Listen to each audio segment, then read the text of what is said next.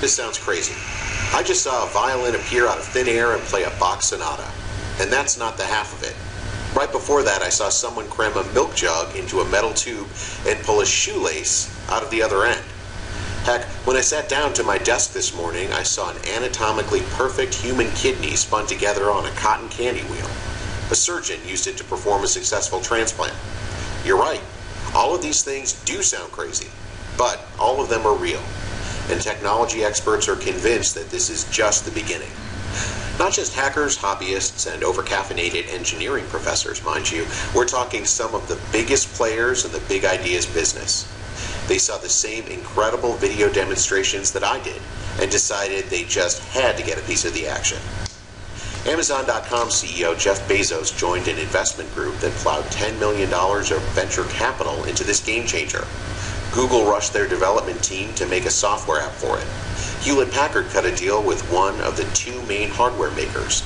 The Consumer Electronics Association featured it at their 2012 extravaganza in Las Vegas, where it stole the show.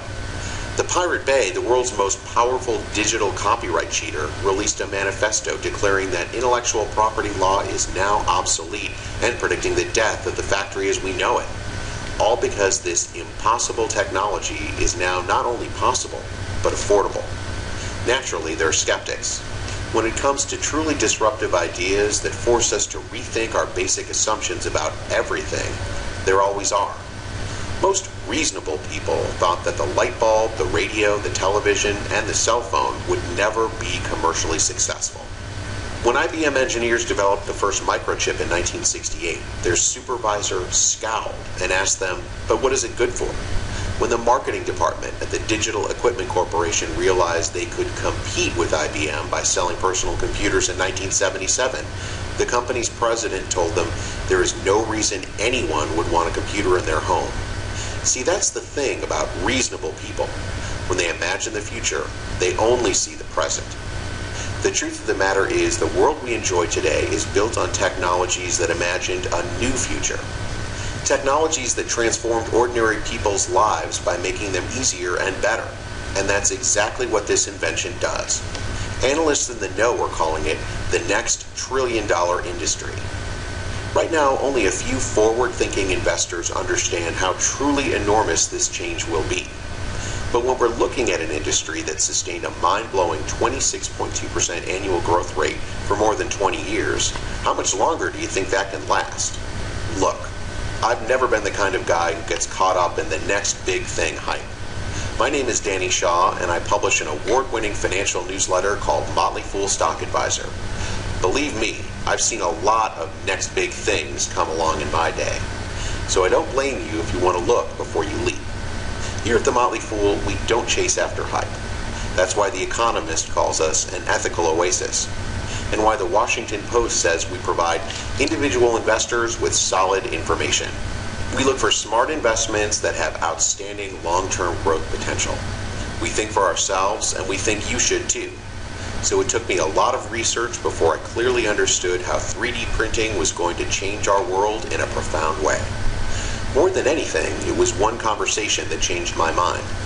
That's why I urge you to take the next few minutes to watch this Motley Fool video report. In plain language, I'll break down the incredible technology that will transform everything about our economy. From manufacturing, to transportation, to healthcare, to defense, to education, to you name it. You'll learn about the 3 visionary companies that are destroying the S&P 500 and the one man who knows exactly when and how to invest in them. He's up huge since making his first investment in this technology in 2008. He made another big gain with his second 3D printing investment in 2009, and he's already crushing the S&P 500 since adding the third and final piece of this trillion-dollar puzzle in January. He's the one who's convinced me this technology is for real, and that I needed the right plan if I wanted to invest in it. What can I say? I'm a believer now. So I was nodding my head in agreement when I saw the following headline on the newsstand at the airport the other day. It was in Forbes. It said this invention will change absolutely everything it touches. Are you ready to find out what it is? I thought so, and I'd hate to keep you in suspense any longer. It all started in the early 1980s at a small laboratory in Southern California's Canyon Country. That was right around the time that Hewlett-Packard and Epson were marketing the first commercially successful desktop printers. This bold advertisement in Compute magazine predicted that printers would become an $11.84 billion market by 1985. The estimate turned out to be too conservative. But skeptics at the time said no office would ever buy its own printer. Then they said that it made no sense to put one on an employee's desk. Then they said that nobody would want one in their home, that color printing would never work, or photo printing. But think about how much desktop printing has changed our working lives. Do you remember mimeographs, carbon paper, secretaries? Meanwhile, at that lab in the sun-kissed Santa Clarita Valley, researchers were already laying the groundwork for the next revolution. What was it? If you think about it, a printer is really just a nozzle that moves from side to side, spitting out or pressing ink onto a two-dimensional surface, a piece of paper. It's not really the ink or the paper that matters, but the precision of the device and the computer program that guides it to lay down the desired pattern. That same computer software also powers more advanced two-dimensional printing technologies like laser printers. And if we can print in 2 dimensions, there's no scientific reason why we can't also print in 3 dimensions. Yes, there are 3D printers. You're watching one in action. And just like 2D printing did, 3D printing is exceeding expectations by rapidly becoming both cheaper and better. Machines that cost more than $100,000 a decade ago are now selling for $12.99. And they can now print with more than 99 different materials. Not just high-quality plastics, many of which are completely recyclable like milk jugs or biodegradable, but also some of the most durable and useful physical materials we use in the analog world, like wood, glass, rubber, steel, and concrete. Some printers can even handle biological materials like human kidney cells, or composites of more than 2 materials that create special properties like heat resistance. Some can make 3-dimensional objects from ordinary printer paper and even chocolate. Just like the market for 2D printers in 1981, the market for 3D printers in 2011 was just over $1 billion. Imagine how big it could become by 2015 and how much you could profit. Still, you might ask, who would want to print in 3D?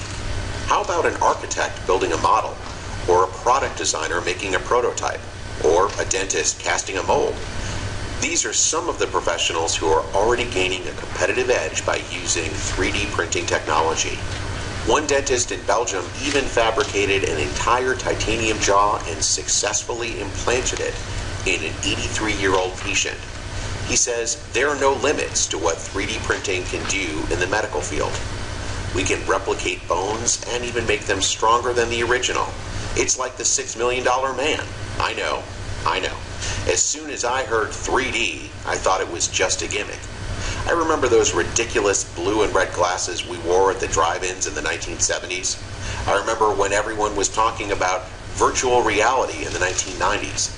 And I've heard all of the hype about today's 3D movies and 3D televisions. Personally, they just make me dizzy. But when it comes to printing, 3D actually makes sense. In fact, it makes more sense than 2D printing does. I'm being completely serious. Think about it. Do we really need to print paper documents anymore? We can scan and email anything. I suppose we'll always physically sign and stamp our most important documents like college diplomas and property deeds. Even so, our world just isn't made of paper anymore. And really, it never was. Our world is made of physical objects with 3-dimensional resolution. But right now, the way we create, manipulate, and transport those objects is just as primitive as dispatching a messenger on horseback with a scroll and a wax seal. And that's all about to change. Scientists at Drexel University in Philadelphia are using 3D technology to create exact scale model replicas of ancient dinosaur bones, a breakthrough that was never possible before. Another group of researchers is making shells for homeless hermit crabs. They like the printed shells even better than the real thing. Of course, paleontologists and hermit crabs don't pay big money for their 3D printing needs. But guess who does? The United States Air Force. They're using the technology to fabricate sophisticated parts for their new F-35 fighter jets. The process allows them to make complex structures that were previously impossible to manufacture. Rolls-Royce is using 3D printers too, and better precision is just one of many advantages that 3D printing fabrication holds over the traditional manufacturing process. It's faster. With 3D printing, the delay between design and fabrication is now a few hours instead of a few weeks. Motorcycle maker Ducati cut 20 months, or 70%, off its usual development time for a new racing engine. It's cheaper. Companies that use 3D printing don't need to tie up capital investing in expensive tools and dies. They can also eliminate shipping costs. A small supplier to Nike called Union Footwear got a leg up on its bigger competitors by faxing its design bid in 3D. It encourages innovation. By eliminating the delays and costs created by traditional manufacturability constraints, 3D printers allow designers to change their minds and implement a new idea at any time. An Ohio company that supplies crash test dummies to automakers is using the technology to produce new shapes and sizes that respond to client needs that can evolve by the day. It's less wasteful.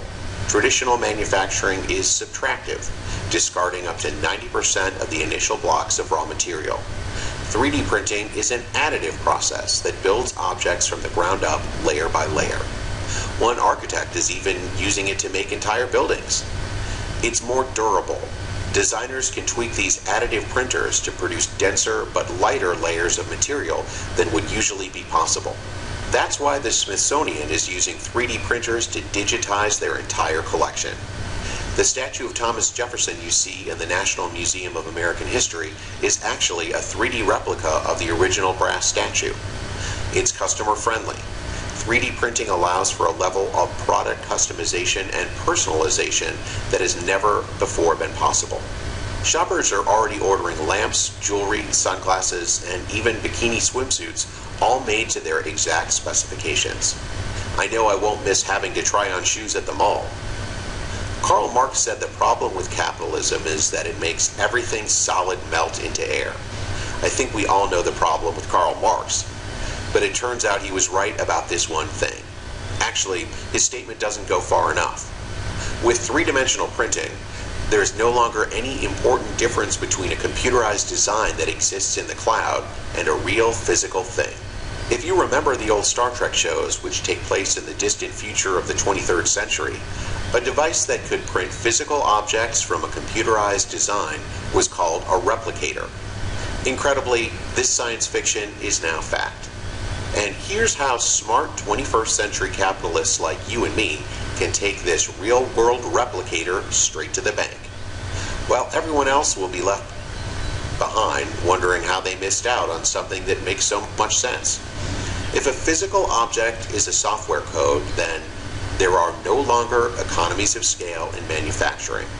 In other words, it won't make sense anymore to pay Chinese factory workers to make 100 million duplicates of the same product. Better to pay American designers to make 10,000 different products specifically tailored to individual customers in the exact size and style they want to buy. Products they can receive in the mail or print out at Home Depot, FedEx office, Walmart, or whichever retailers are smart enough to embrace this technology first. If a physical object is a software code, then everyone from an aerospace engineer to an ice sculptor is really a computer programmer creating digital designs, and the market for those designs will be just like today's market for music, movies, and books. You'll have the iTunes Store, Amazon.com, and other legitimate download vendors on one side of the law, and 1,000 fugitive pirate bays on the other. Your grandchild's Happy Meal toy will be scanned onto your smartphone at the cash register and will be finished printing before you get home from the drive-thru. Finally, if a physical object is a software code, then the companies that make the best design software and the companies that can offer a comprehensive package of hardware, input materials, and servicing stand to make hundreds of billions of dollars, just like Hewlett-Packard, Epson, and Canon have made on 2D printers. And here's how. What did you pay for the desktop printer you own now? Probably not all that much. Okay, now here's a better question. What did you pay for the ink cartridges? And how much money does your company pay in servicing costs for its main printer hub? This is what economists call a razor and blade model. Sell the razor as cheaply as you can, but lock in repeat business from loyal customers who need replacement blades. Right now, 80% of the people buying the raw materials that 3D printers use in the form of cartridges and powders are using them to create and test prototypes. But once 3D printers come to be used mainly for the end stages of production, a research firm called Wohlers that has expertise in this area says it will happen before the end of the decade, then the demand for those blades will increase dramatically. Demand will also skyrocket as the technology becomes more mainstream, just like it did for computers and cell phones. That will push prices down, which in turn will pull demand even higher. The Atlantic explains the process like this. First, companies create and use a very expensive set of technologies. Then, garage tinkerers start to use cheaper, smaller versions of the original technology. They create a culture that makes the technology easier to use, and they give it more users, which drives down its costs. Finally, when it is sufficiently cheap and easy to use, mass market consumers start to buy it. Jay Leno uses a 3D printer in his famous garage to replace out-of-production specialty parts for his classic cars. He's one of those early adopters who are helping prepare the technology for the mainstream and creating a historic growth opportunity for smart investors. Because right now, we're at the very beginning of the transition from the garage stage to the mass market stage. And that's the moment when you want to be investing. Sure, you could make some money later. You could wait until the market is more proven. But as we've now seen, this technology is already scientifically sound. And it's already used by professionals in every imaginable field of human enterprise. You'd really be waiting for other investors to catch on. Because when the big money on Wall Street finally embraces 3D printing, the growth in this industry is going to be massive. Did you invest in Apple in 1980? Did you invest in Microsoft in 1986? If so, you're probably reading this on your yacht, sipping a $150 glass of champagne. If not, this could be your second chance. And I've heard comparisons that are even more exciting. Three-dimensional printing may have as profound an impact on the world as the coming of the factory did. Just as nobody could have predicted the impact of the steam engine in 1750, or the printing press in 1450, or the transistor in 1950, this technology is coming, and it is likely to disrupt every field it touches. But it gets better. The person who just compared the 3D printer to Gutenberg's revolutionary printing press isn't a wild-eyed blogger living in his parents' basement, or an excitable housewife who saw the detectives on CSI using a 3D printer to make a model of a crime scene bullet. He's a writer for The Economist, the thinking businessman's favorite sleeping pill. His 3D printing article was the cover story, and The Economist isn't the only traditionally sober publication doing backflips over the incredible potential of this industry. It seems like everywhere I look these days, I see an article about 3D printing. The problem is, none of these articles have compelling, easy-to-use advice for the individual investor who wants to put money into this industry now, but isn't sure which companies to invest in. That's why when it comes to my own money, I rely on David Gardner. He was one of the first high-profile investment advisors to understand the tremendous potential of 3D printing. That was back in 2008, when nobody in the news media was talking about it, and when most of the companies in the industry weren't even showing a profit yet. In the years since, David has identified 3 companies in the 3D printing industry that he calls top dogs and first movers. Companies positioned to dominate over the next 10 years because they have the 6 key traits that signal explosive growth. It's the same method that made David a legend in the investment business. CNN's Money.com website calls him one of the most widely followed stock pickers in the world. He's delivered mind-bending returns even in the worst economy since the Great Depression. But he also built his world-famous reputation by sticking up for the little guy. Individual investors like you and me who need sound advice to navigate a financial system that's rigged to benefit insiders. In 2009, David Gardner recommended a small French company called Dassault Systems. In fact, this company was so obscure that it wasn't even trading on one of the major U.S. stock exchanges. Even now, it's considered a pink sheet stock, which means that it's too small for Wall Street to give it the time of day. Don't worry, buying this stock through an online brokerage like Fidelity, Ameritrade, E-Trade, or Charles Schwab is easy. Finding anyone who's heard of it probably isn't. And good luck explaining that funny accent mark. Dassault Systèmes makes high-end software for engineers and designers. What do I mean by high-end? Boeing uses Dassault Systèmes software to create 20,000 parts for its planes, including the new 787 Dreamliner. And the guy who designed the iPod for Steve Jobs is giving the keynote address at Dassault's trade show in San Diego. The bulletproof credibility that comes with having major league users and fans like those means this company, which makes the best computer-aided design, or CAD, software in the world, is also the first piece of your 3D investment puzzle. Keep watching and I'll show you how to make life-changing investment returns by applying the razor and blade test to the market for 3D printer hardware, supplies, and servicing. But right now, ask yourself this: what about the shaving cream? When it comes to manufacturing anything these days, that's exactly what CAD software is. Good luck trying to use the razor without it. That's why Jaguar, Land Rover, and Tesla all use Dassault Systèmes CAD software to perform simulations for their new vehicle designs, and why Fender uses it to create their guitars. Dassault also has a strong foothold in the education market. Its 100,000 current customers include 64 universities and schools. In fact, the company even created a popular software program that teaches students how to design race cars and robots with Legos. First, they model them online. Then they build them with the bricks. And imagine how this kind of hands-on, next-generation science education is going to take off when teachers can create fully customized parts and design with the 3D printers I'll tell you more about in a minute. The other great thing about this company is that CAD is already a mature, multi-billion-dollar industry. So unlike most pink sheet stocks, Dassault Systèmes has a rock-solid business model and real revenues. It made $2 billion over the past 12 months, and 16% of that money is pure profit. Profit they're plowing back into the business so that Dassault Systèmes is well positioned for the tipping point that's coming any day now in the 3D manufacturing industry. In fact, I'd argue that the main reason this company isn't listed on the New York Stock Exchange is that its managers would rather spend their time perfecting the software that runs the 21st century printing press, instead of filling out the endless paperwork that the SEC requires from foreign companies. BMW and Nestle took the same route to entering the American capital markets. That's why now is the perfect time to get on board, before CAD explodes again with the coming 3D manufacturing revolution, and before Dassault Systèmes moves off the pink sheets and onto every investor shopping list. How will your grandchildren remember you? I think about this all the time, and I don't even have any yet. I want to be the one who teaches my grandchildren how to throw a curveball, how to squirt milk through their noses, how to recognize the song that a bluebird sings on the first day of spring.